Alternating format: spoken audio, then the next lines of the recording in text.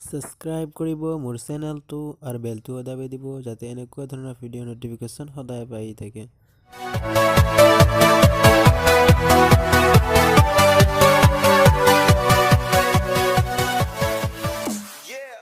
Hello' friend, মই হলো মেহতাব, আপুনি দেখি আছে টাপটুব চেনেল।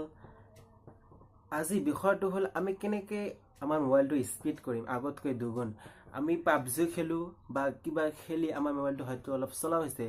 আমি নতুনত মোবাইলটো স্পীড আছিল, এতিয়া আগতকৈ বহুত চলা হৈছে।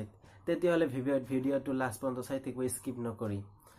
কথা হ'ল যে আমাৰ মোবাইলত থকা কিছুমান এপছ যিবিলাক আমি ব্যৱহাৰ নকৰোঁ নিয়মভাৱে বা ব্যৱহাৰ সদায় নহয়, সেইবিলাক এপছ আমাক ডিলিট কৰিব লাগিব। তাৰপিছত আমি মোবাইলত দেখাই আছোঁ কেনেকৈ আমাৰ মোবাইলটো স্পীড হ'ব আগতকৈ দুগুণ। এইটো 100% ৱৰ্কিং, এইটো কাম কৰিবই, সকলোৰে মোবাইলতে এইটো কাম কৰে। তেতিয়াহ'লে বলক ভিডিঅ'টো ষ্টাৰ্ট।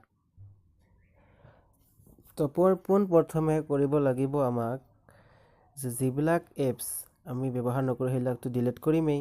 তাৰপিছত আমি চিম্পলভাৱে ছেটিঙত যাম। ছেটিঙত যোৱাৰ পিছত সকলোৰে মোবাইলত ছেটিঙত যাই পাব নিজৰ এপছৰ এটা ছেটিং থাকে, যাতে apps system apps install apps. স্বামীৰ ফোন হ'লে ছিষ্টেম এপছ ইনষ্টল এপছ থাকে। চিম্পলি আমি ইনষ্টল এপছত ক্লিক কৰিম। যিবিলাক আমি এপছ ইনষ্টল কৰিছোঁ বা ইনষ্টল কৰোঁ সেইবিলাক এপছত আমি ইনষ্টল কৰিম।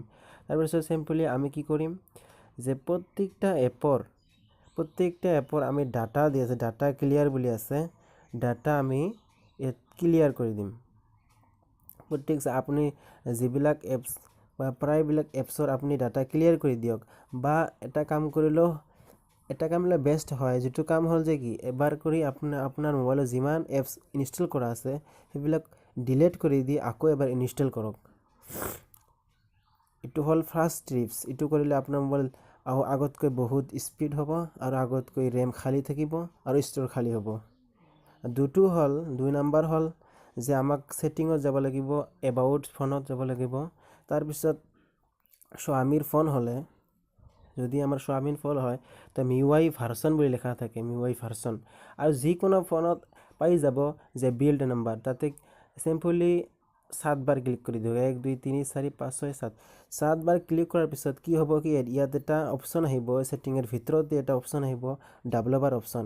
আৰু যদি স্বামীৰ ফোন হয় চিম্পলি আমাক এডিশ্যনেল ছেটিঙত যাব লাগিব। তাৰপিছত এইটো দেখি পাইছে ডাবল বাৰ অপশ্যন অন হৈছে, তাতে ক্লিক কৰি আমাক যাব লাগিব চিম্পলি অলপ স্কিপ তলি যাব লাগিব। তাৰপিছত ইয়াত আছেকে ইয়াত দেখিবলৈ পাব যে উইণ্ড' এনিমেশ্যন স্কেল, তাতে ক্লিক কৰি আপুনি অফ কৰি দিয়ক। তাৰপিছত ট্ৰেনজিশ্যন এনিমেশ্যন, তাতে ক্লিক কৰি এইটো আপুনি এনিমেশ্যন 5 বা অফ কৰি দিয়ক। চিম্পলি মই অফ কৰি দিওঁ। তাৰপিছত এইটো তাৰ তলি যিটো থাকিব এনিমেশ্যন সেইটোৰো অফ কৰি দিব। ডিউৰেশ্যন এনিমেশ্যন সেইটো অফ কৰি দিব।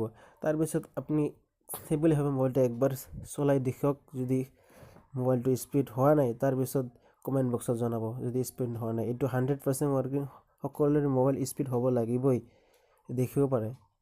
ঠিক আছে, চিম্পলি আজি কথা হ'ল এইখিনিয়ে।